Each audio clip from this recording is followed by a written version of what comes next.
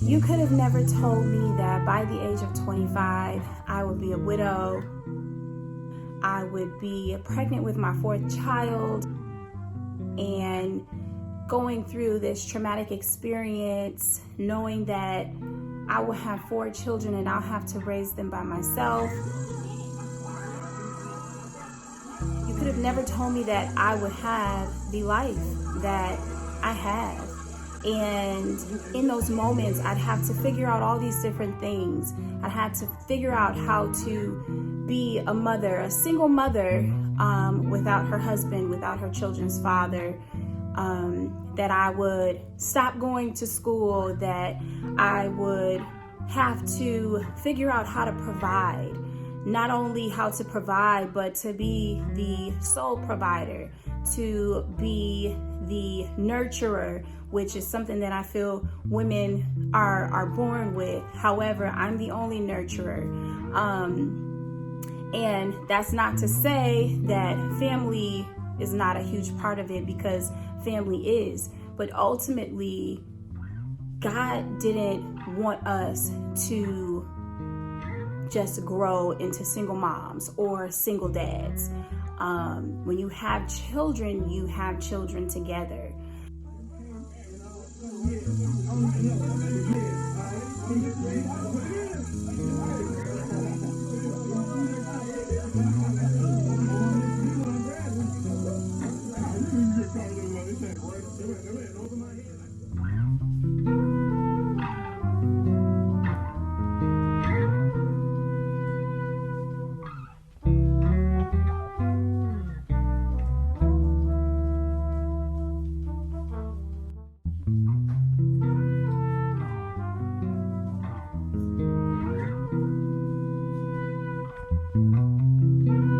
Wanted to share my story just to be able to help someone else.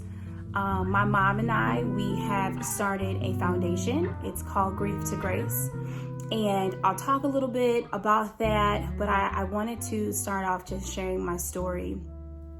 It started in 2011.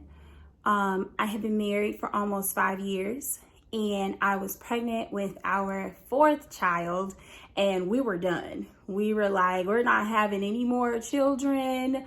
This is it. And I was hoping for a girl, but I have a wonderful baby boy, and he's not my baby anymore.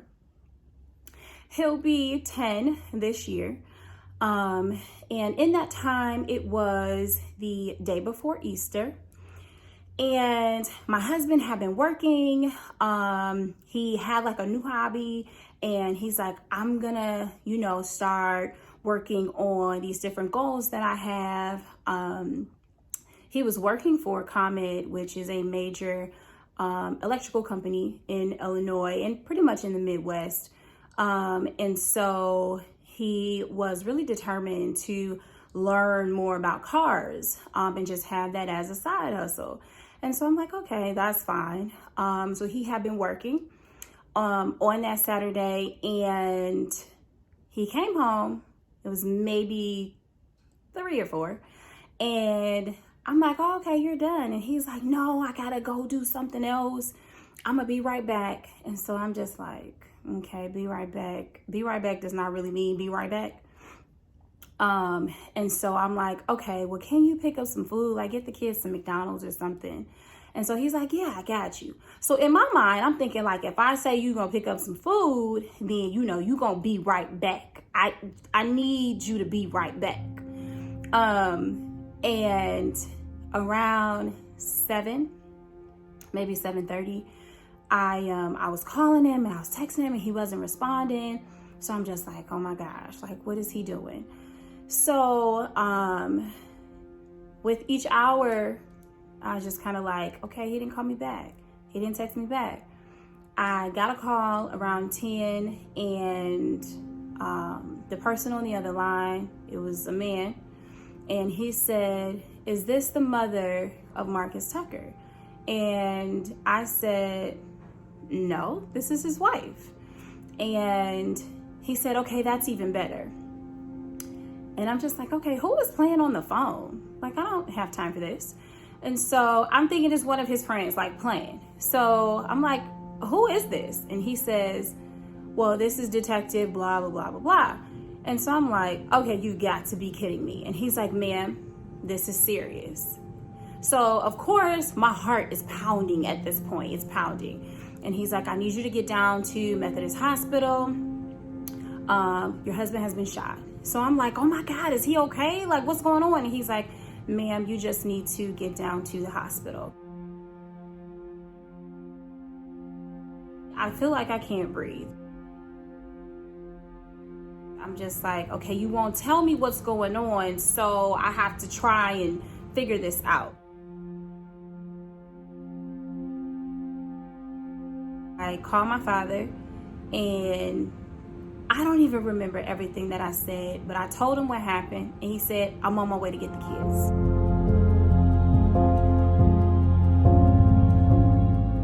I called my mother-in-law, and she's freaking out, and she's like, "I'm on my way." Last person I called was one of his really close friends, Terrence. And in that conversation, I felt like I was kind of freaking out at that moment, because I just didn't know what to do, and I didn't know how to tell his friends. And Terrence tried to kind of get me to calm down, and he wanted to know what happened. And I'm just like, I don't know. And I kind of just left it up to Terrence to just tell everybody at this point.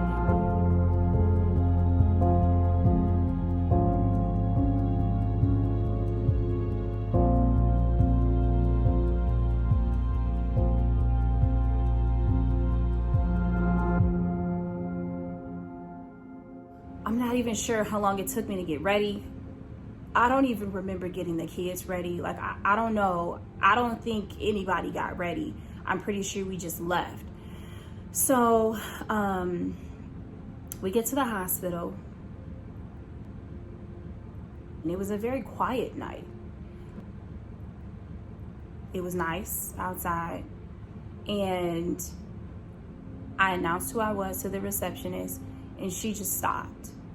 Whatever she was writing, she wasn't writing. Everybody behind her just stared. And so I'm like, so is my husband okay? Like, what is happening? And she said, "Ma'am, we're going to take you to the back." In that moment, my father got there. My mother-in-law got there. Now, they live 30 to 35 minutes away, so I'm not sure if they flew to the hospital or what happened. The fact that my dad got there almost as fast as me, and I only live 10 minutes away, is something that I will never be able to truly fathom, because I'm sure he was going 130, 140 miles per hour to get there. Same thing with Marcus' mom. So we go to the back, and of course my dad, he just hugged me. He took the kids, and he was gone. So my mother-in-law and I were in the back. We're in this room, kind of like a consultation room. It was just very odd. It wasn't a doctor's office. It wasn't an actual room, patient room. And we're sitting there. The detective comes in, and he says, "Well, this is what happened." And at this point, I'm listening, but I'm not really listening, because he's trying to tell me that my husband is not going to make it through the night. And you could hear, even before we sat down, when we were walking to that room, you could hear the detectives talking like he's probably not going to make it through the night. And I was already out of it, because I'm hearing all these different things, and I'm not prepared to hear any of this. I'm like, okay, he got shot. Okay, he's going to be fine. They're going to fix it. They're going to figure it out. And he goes over everything. And I couldn't even believe that everything that happened around 8. And I was calling him around that time. And I'm just like, why did it take you 2 hours to call me? So the detective says, well, we couldn't find your number and we didn't know who to call. And I'm like, what? And I just, it was so much going on. So he asked me all these different questions and I'm like, okay, am I being interrogated? What is this? And I answer all the questions because at this point, I feel like they're thinking this is another young black man, got himself shot. He was into something that he wasn't into. And I'm just like, my husband was a normal guy. Like, I was a stay-at-home mom. He was helping put me through college. I was having his children. He worked and he had a side hustle and he was a normal guy. There was no extra stuff, at least that I knew about. There was nothing. So with all of that interrogation, I'm just thinking, you know, why is this happening? I grew up in a great home. I had 2 parents. They showed me the normal life of a married couple. Everything was not perfect, but it was perfect for them. I saw a healthy relationship, and that's what I strive to have someday. And the fact that I was put into a situation because life happens that I just didn't expect to go through was a lot to take in. It was a lot. And then to be questioned as if my husband was somebody that he was not was even more irritating. So after all of the questions, they say, well, this is not a homicide yet, but anything that you can tell us or give us, please let us know, take my card. And I'm just like, okay, whatever. So they take me to my husband and he was laying on a table and I see his clothes and they were cut and I see his shoes and there was just blood everywhere. I'm just thinking, God, what happened? What happened? And they had his head bandaged and he was so warm and I kissed him and I said, you gotta pull through. I cannot do this without you. That was not my plan. You can't leave me. And so the ER physician kind of goes over everything and says, well, your husband was shot in the head and it's not a normal situation. So a normal situation, someone gets shot in the head and it may go through one hemisphere of the brain, right? Because the brain has 2 sides. So one side we can kind of deal with because the other side can still live. There may be some, cognitive issues, or you may be blind in one eye, or you may be paralyzed on one side, or whatever the case may be. But the fact that your husband was shot and the bullet went through both hemispheres of the brain and basically exploded, right? So they're thinking at this point, the type of bullet that was used was definitely a I'm trying to kill you type of situation. Like, it was just so much. And I was just like, what are you talking about? Like, what? Why would somebody even try to do that? I mean, it was crazy and very, very traumatic. So after all of that, his friends get there, everybody gets there, and one of his close friends, another one of his close friends, his name is Richmond, and he was working at Speedway, and so he's like, sis, what do you need? Like, you want an icy for my job? I know you like the ices. And I'm like, yeah, Richmond, bring me an icy. But I'm out of it. I was a little delirious, but everybody was there and so many people had so many questions and I was just tired. So his mom, she was not leaving his side. And I felt like she just needed that time with her son. And so by this time it's 3 or 4 o'clock in the morning and she's like, okay, well, go see if the kids are okay.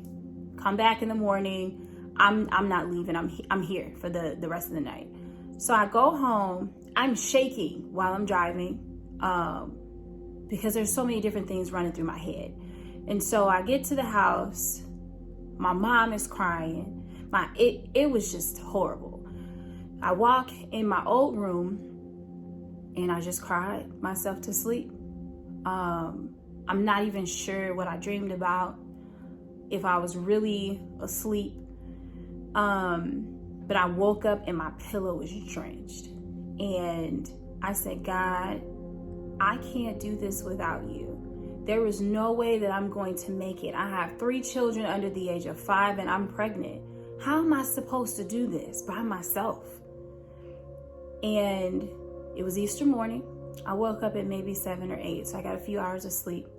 And I told my parents, I have to go to church because right now I'm ready to just be done.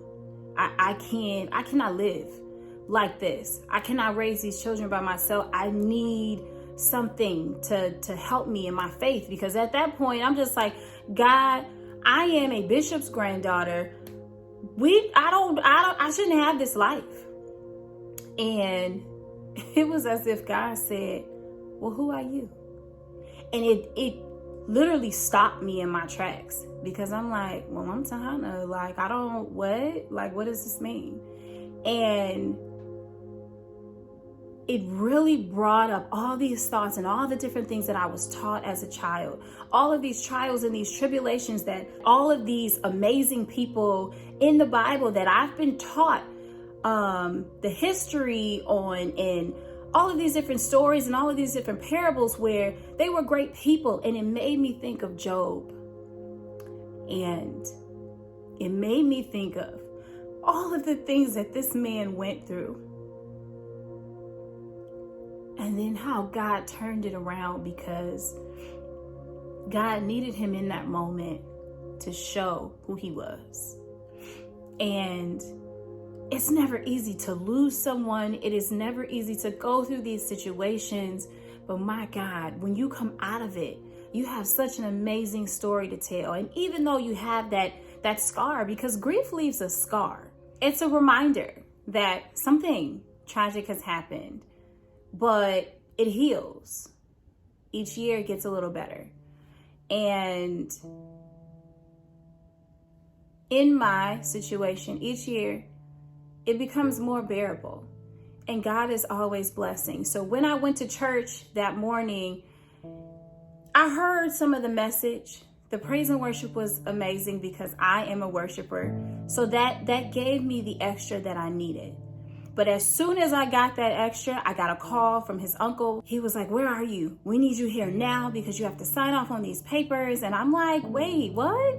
And he said, well, they won't let, they called my mother-in-law, Renee. They won't let Renee make the final, give the final say. You have to be here.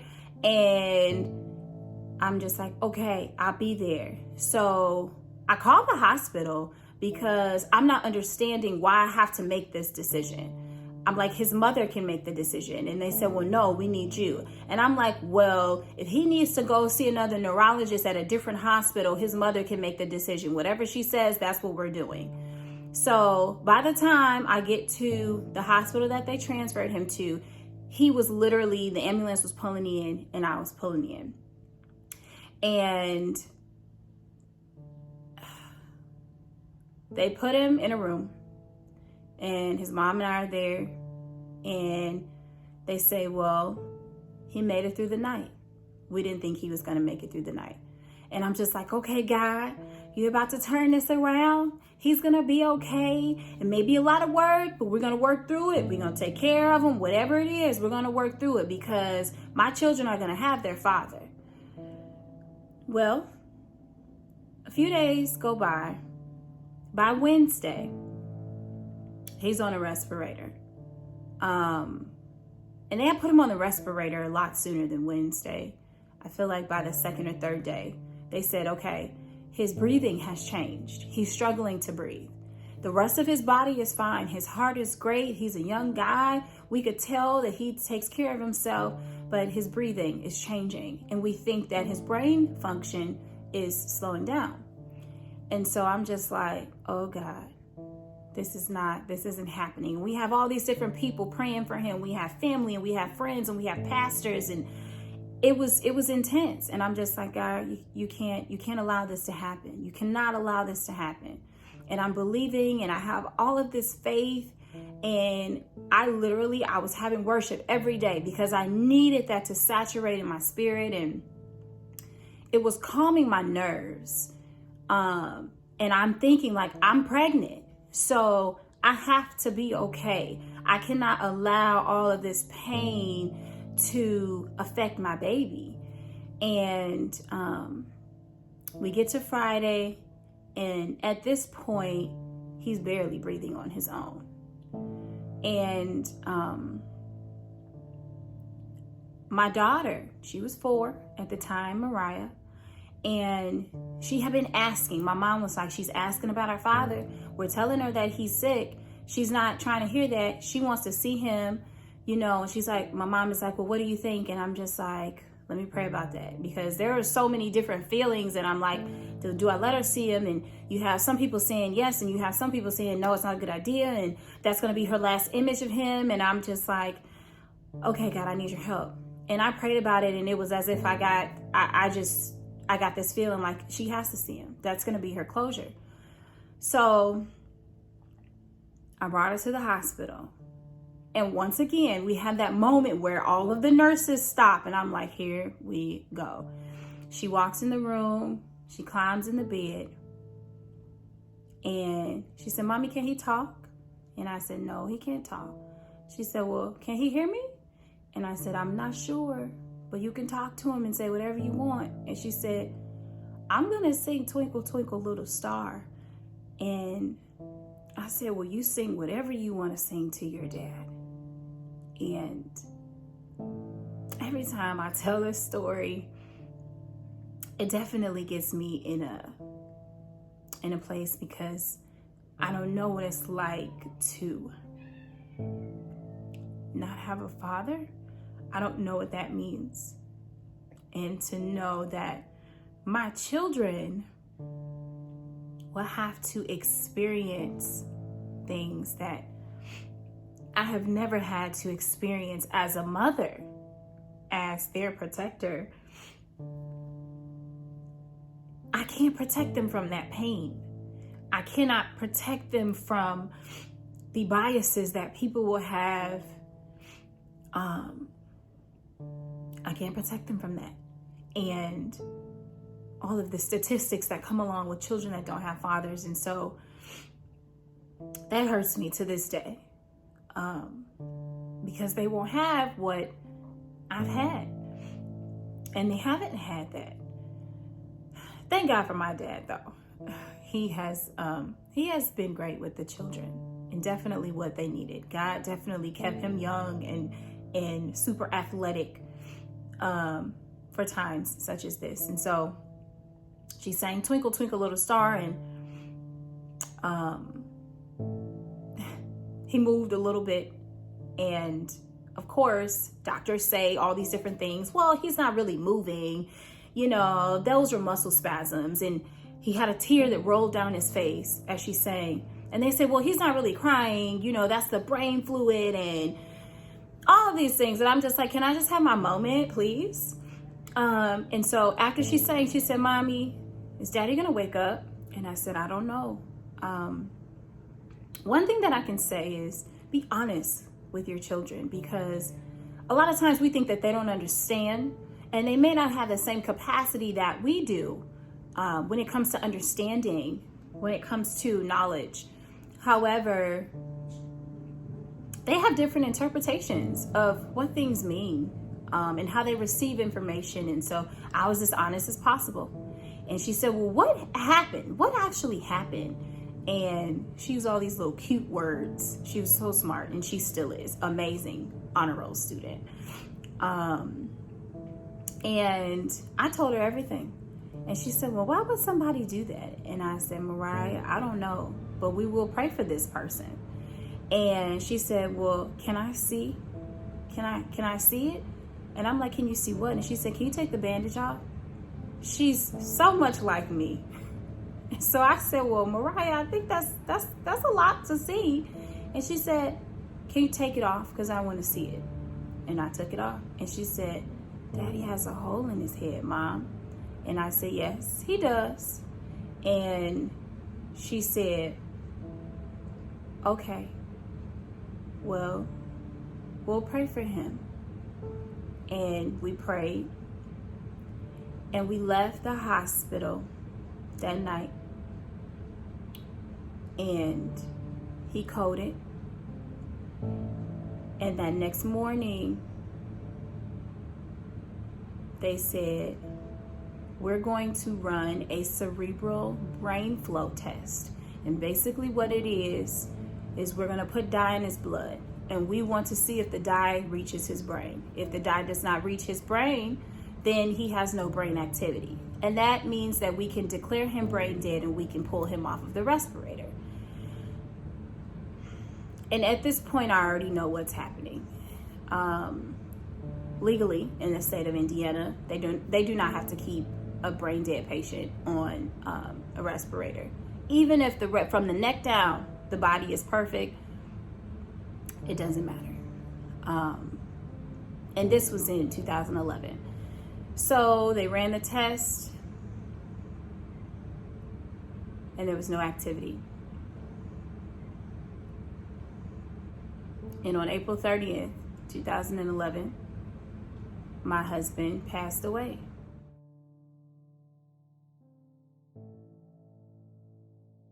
As soon as they took him off of the respirator, you could see that there was no life.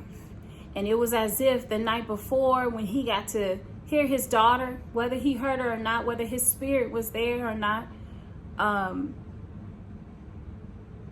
it was as if he was free. He needed that moment to just let go. And he let go. And that was the most traumatic experience that I have ever had in my life, because I didn't just lose a husband, but I lost my children's father. He was the provider. He was everything. And we were young when we got married. We had all of our little tit for tat moments, but he was everything that I needed in that moment, and he was everything that the children needed. And he tried so hard to do what was right. So with my story, I just want to encourage people to know that their feelings are valid. Know that there are multiple stages of grief. Know that you're going to have times where you're sad. You're going to have times where you're angry. You're going to have times where you're happy. You're going to literally have times where you walk into a store and you smelled something that smells like your significant other. You may see food and cry because you know that they used to like that. There are so many emotions that you go through. And for me, I was very numb in the beginning because I just couldn't believe that this was happening. And after I was numb, I was on the go. And so with that being said, I just knew that I needed to be the mom that I needed to be to make sure that my children were not lacking, because they already lost a parent. So I needed to just get it together. And I don't feel like I really grieved in those years because I was just on the go. I needed to be mommy. I needed to be the provider. I needed to be the nurturer. I needed to be all of these things. I needed to just get through those moments. And were all of my decisions the best? Absolutely not. But I learned a lot. I learned how to cope. I learned when to say enough is enough. And I learned to truly just trust God. And you don't have to believe in God, but you have to have faith in something. And my faith was in God because God was my comforter. He is my healer. He was my provider. And I thank God for that. A lot of people say that I'm this strong person. They can't imagine going through what I've gone through. And I look at other people and say, I can't imagine going through what you've gone through. So I think we all have certain situations where we're like, I could never. Because I always say, I could never be my mother-in-law. I could never lose a child. I don't think I would be able to make it. And some people say, well, I could never do what you did. So, you know, life just has a funny way of creating character. And my character was definitely altered and created for the better. So I hope that with Grief to Grace, my mom and I are able to share experiences. We are able to support. We are able to counsel. We are able to offer resources to anyone that is in need. I have so many ideas of things that I want to do and events that we want to have.